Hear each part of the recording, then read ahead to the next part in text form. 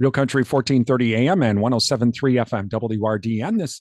Good morning. I'm Brian Winnekins. Joining us this morning is, of course, we hear all the time, Susan Littlefield from Surprise, Nebraska. And she's also the host of Final Bell Monday through Fridays at about 4:30. And wanted to talk with Susan. Susan kind of reached out and with the drought in Nebraska now, it's really been affecting their cattle producers. And so what we're hoping is that maybe some of the farmers here in Western Wisconsin and Eastern Minnesota, if you have any extra feed, maybe you can help out some of these cattle producers. And Susan, thank you for joining us. The, I've heard about, we've talked a little bit, you haven't had rain, but I guess it's a lot more serious than what even I've been thinking out by you. Yeah, it's ridiculous, Brian. And thanks for having me on, by the way. We can't seem to buy a rain. Rewind just a few days ago, I got woke up with the loudest thunder at 2:00 in the morning. First thing I did was grab my phone. I pulled up my radar app and it was orange and red and green. And the first thing I said was, thank you, God, for the rain we're about to get. Woke up. So that was 2 a.m. My alarm went off at 4:30. I let the dogs out here a few short minutes after that. And I looked at the sidewalk and the sidewalk was dry. That rain just completely dissipated and kind of went around us and ended up depositing its moisture someplace else. And it's kind of funny, the southwest part of Nebraska usually does not get a lot of rain. And they have been inundated with rain. They've had flood warnings. They've had beautiful, lush green pastures right now because stuff that normally doesn't get rain is getting rain. Now for us, we normally, you get a few dry weeks here and there, but normally we get those really nice spring rains. The guys get the corn and the beans in the ground, then we get another shower. It's just very timely throughout the summer. Last year we saw that phase out. Didn't get a lot of rain over the summer. I think at our farm, and we are located outside of Surprise, Nebraska. We maybe got a total of maybe 6-7 inches during a 2-month time span last summer.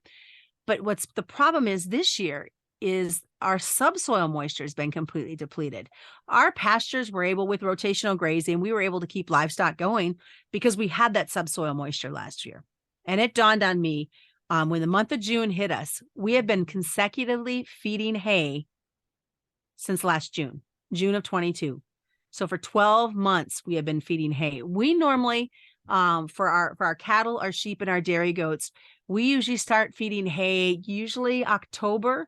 We start to supplement because by then the summer pastures have really started to dry up and there's not a lot of nutrients. And we usually feed hay until probably April at the very latest. That's when the pastures are green. We are very much, and so are many of the folks around us. I bet 99.9% of our farmers and ranchers rotational graze in some aspect. And I was talking with a cattle producer this week, and he said his pastures right now look like September pastures. We should have lush, beautiful green grass with lots of nutrients in it. And it looks like September pastures. And ours is the same way. We have worked to pair off livestock into smaller groups, even more intense rotational grazing than we were doing before. And I've got a border collie that's decided he's going to get in on the conversation with us. The frustration is, not only from a mental health aspect, but you've got generations of genetics and work that's been done. And these guys are having to sit down at the table. And we've joked about it here. Man, if that animal looks cross-eyed at me, or if that animal has an attitude, it's going to the sale barn. It helps to make that decision. But now it's getting to the point, what do we sell? Because we have to buy more hay. I mean, we're not going to get any cutting off of our field. Our alfalfa that we had left got winter killed because we had no snow cover.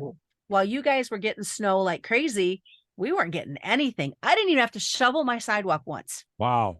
This winter, not one single time. And I can't remember the last time we got rain. Now, as you and I are talking, and it's the 1st of June, it is dark, it is gray, and they're getting some good rains to the north of us. We've only got a few drizzles here, but all you can do is pray and hope. You mentioned, Susan, that, some of the, not only your listeners, but some of your neighbors and friends that are in the cattle industry, this is more than just, okay, we're going to get rid of 1 or 2 animals. This could be the end of the farm. Yeah. I talked to a gentleman earlier this week who said it's going to come down to if we don't get some substantial rains in the beginning of June to help replenish this grass. He says he's been buying hay because he didn't have enough of his own hay to get through. He said it's either going to be a massive reduction in our herd, or I'll be saying, do you want fries with that? Wow. Wow. So now just obviously getting hay, if you must be having to get this from all corners of Nebraska and or the country.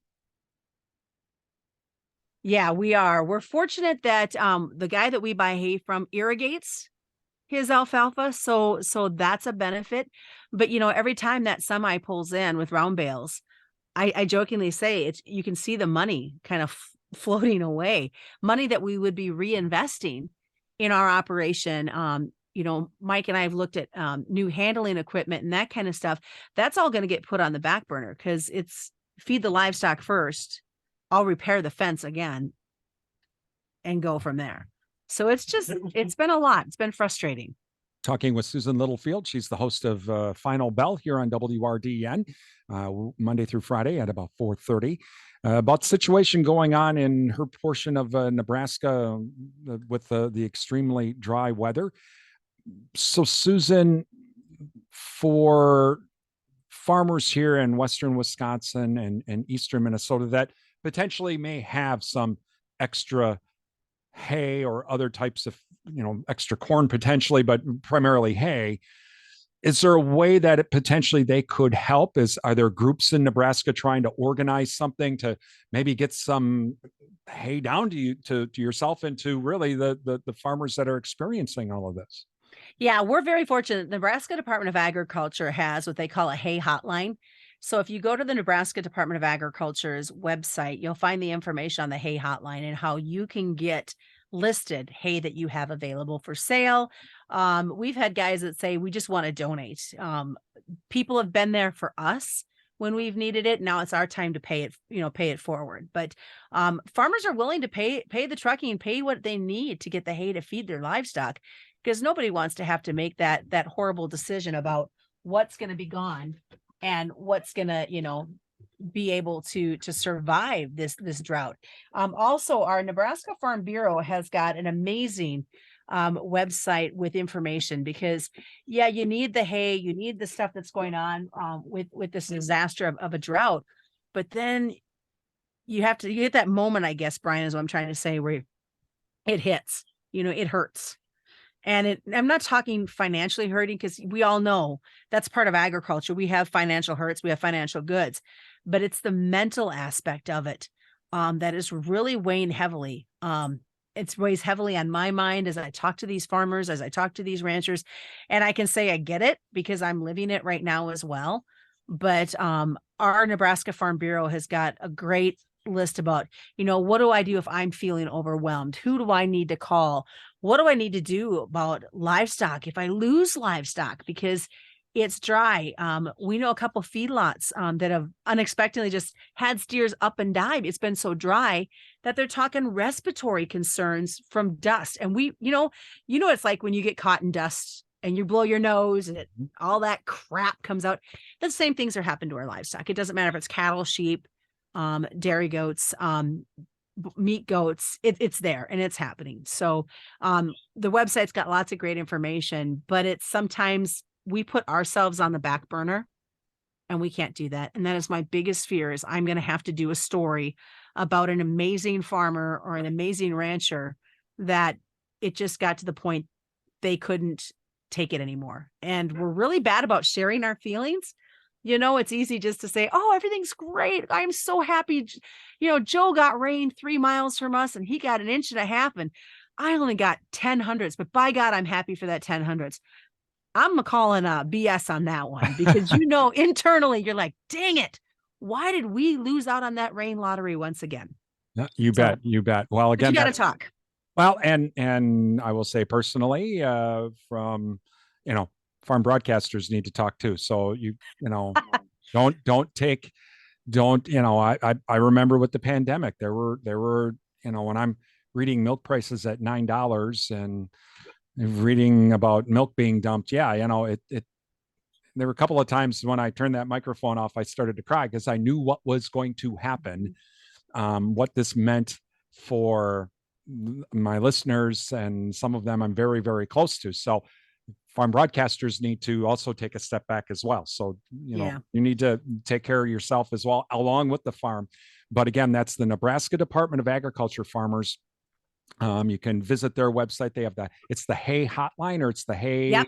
It's the hay hotline. At the Nebraska Department of Agriculture's website. Nebraska Farm Bureau of, well, you might know somebody if there's Farm Bureau members listening from Wisconsin or Minnesota. You might have a Nebraska Farm Bureau colleague. You can reach out to them.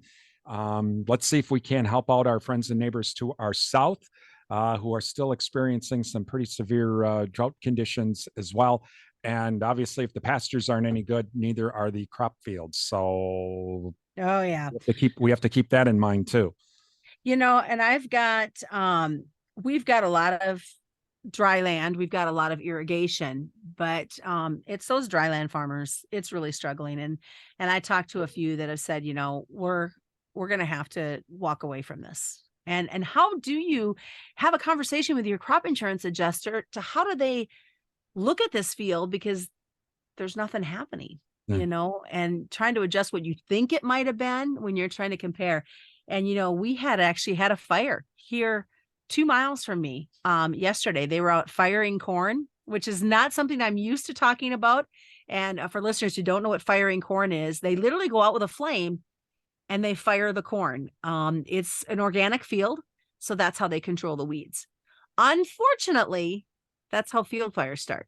It's that dry that the field lines will start on fire as this is taking place. So wow. You're damned if you do, damned if you don't. We'll take the prayers, we'll take the rain if we can get it.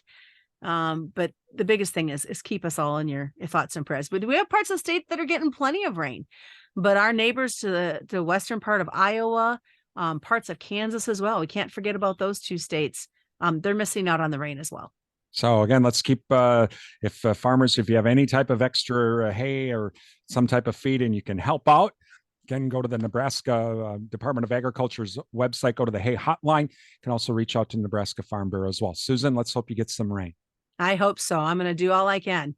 That is Susan Littlefield. Again, she's the host of Final Bell. You can hear Final Bell every Monday through Friday at about 4:30 here on WRDN.